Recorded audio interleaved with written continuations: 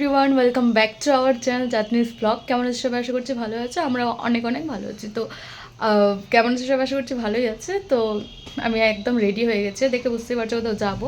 তো আজ পুজো দিতে যাব, মনস্কামনায় পুজো দিতে যাব, যেহেতু অনেক দিন হয়ে গেল যাওয়া হয়নি।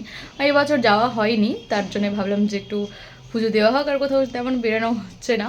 তো চলো ওখানেই যাই, তোমাদের সাথে সবটা শেয়ার করবো। চলো।